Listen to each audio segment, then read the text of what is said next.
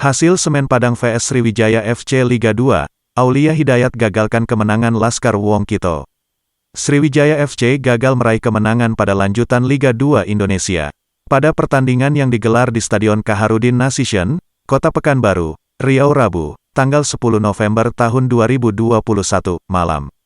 Sriwijaya FC hanya mampu bermain imbang 1-1 kala berhadapan dengan Semen Padang. Sejumlah pergantian pemain pun tercipta, namun, kali ini Semen Padang berhasil menyamakan kedudukan.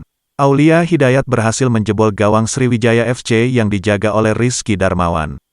Di menit ke-72, tendangan bebasnya tak mampu ditahan oleh Rizky Darmawan. Kedua tim masih terus melakukan jual beli serangan di babak kedua ini. Namun tidak ada gol tambahan yang tercipta.